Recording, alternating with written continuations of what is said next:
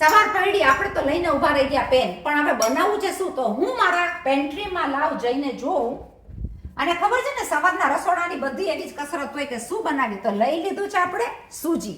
સૂજીની બનાવી નાખશું મસ્ત મજાનો પેનની અંદર ઉપમો, જે ફટાફટ પણ થાય અને કેવું થાય કે આખા દિવસમાં તમે કાંઈ ના ખાવ, એક વાટકો ઉપમો ખાઈ લીધો હોય તો તમારું પેટ ફૂલ ભરેલું રહે.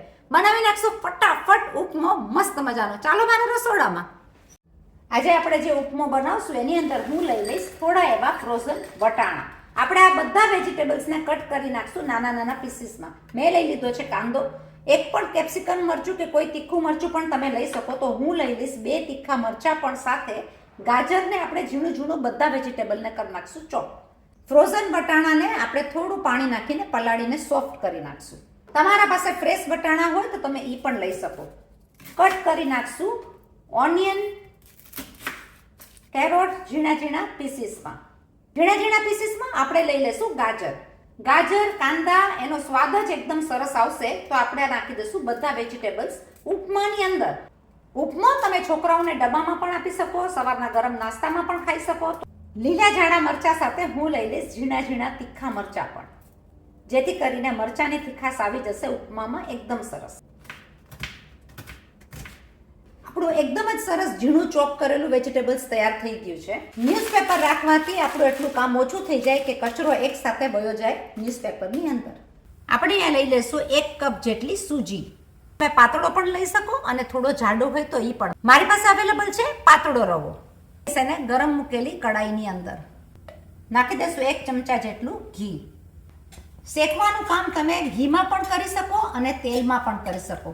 કોઈ પણ તેલ તમે લઈ શકો, કોકોનટ તેલ છે કે સનફ્લાવર તેલ છે એની અંદર. મેં લઈ લીધો છે ઘીમાં, જેથી કરીને સુગંધ પણ બહુ સરસ આવશે અને રવો શેકાઈ જશે એકદમ સરસ.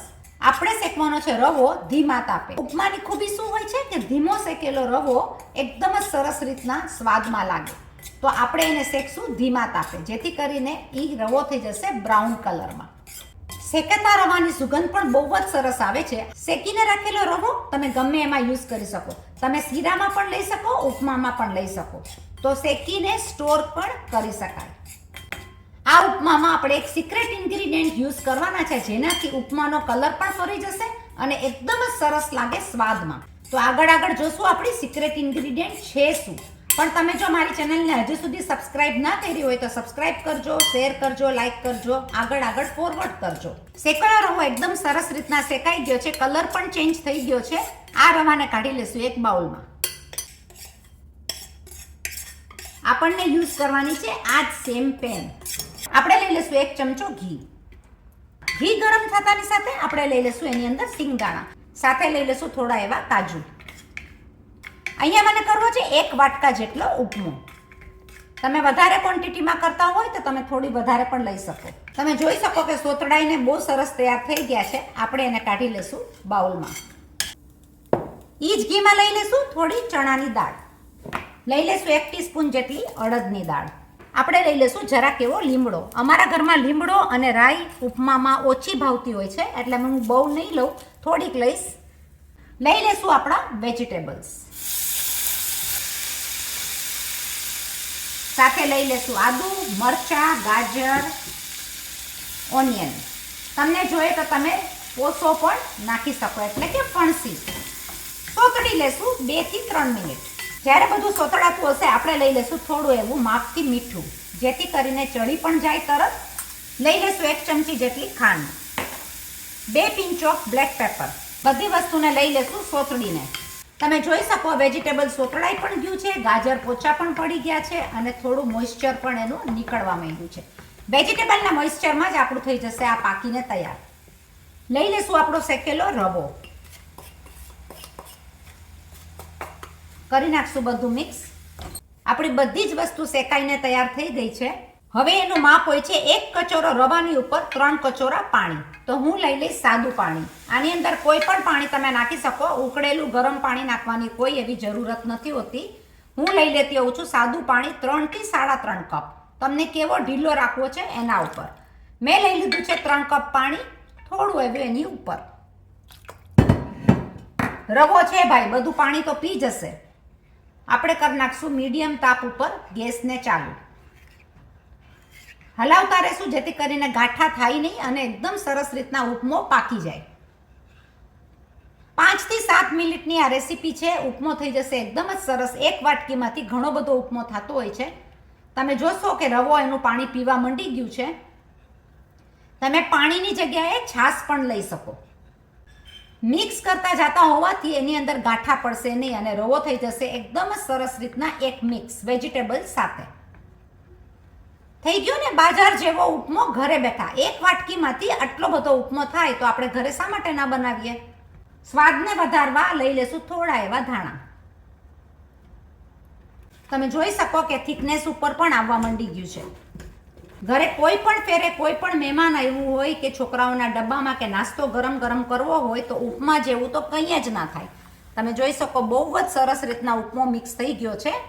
તમારી વાત એકદમ સાચી છે. તમે કઈ સિક્રેટ ઇન્ગ્રીડિયન્ટ એડ કરવાના છો? આપણે સિક્રેટ વસ્તુ નાખવાના છીએ. ચાલો હવે એડ કરી દઈએ સિક્રેટ વસ્તુ. બધું તો લઈ લીધું છે. છાશની અંદર પણ થાય. આપણે લઈ લેશું ઉપરથી દહીં. મેં લઈ લીધું છે 2 ટેબલ સ્પૂન જેટલું દહીં. કરી નાખશું એને એકદમ જ મિક્સ. દહીંને ફાટવા દેવાનું નથી એટલે આપણે મીડિયમ તાપ ઉપર જ બધું મિક્સ કરી નાખશું જેથી કરીને સૂજી ખીલેલી પણ થશે અને એનો કલર પણ એકદમ બદલાઈ જશે. તમે જોઈ જુઓ, આ કલર જોઈને કોઈને પણ ઉપમો ખાવાનું મન થઈ જાય.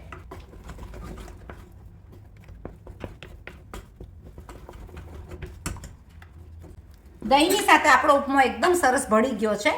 ઉપમાની અંદર આપણે એડ કરી નાખશું આપણા ભૂનેલા કાજુ અને સિંગદાણા.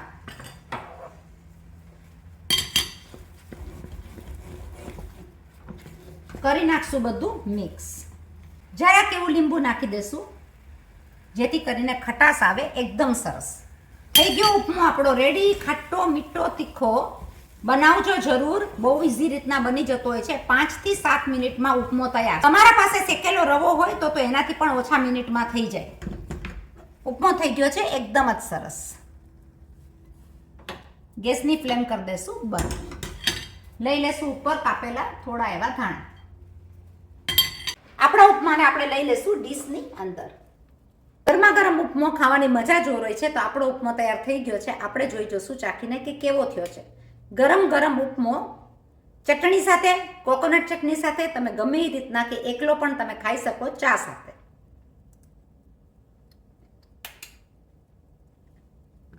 નંબર 1 બહુ જ સરસ ઉપમો થયો છે. બનાવજો જરૂર.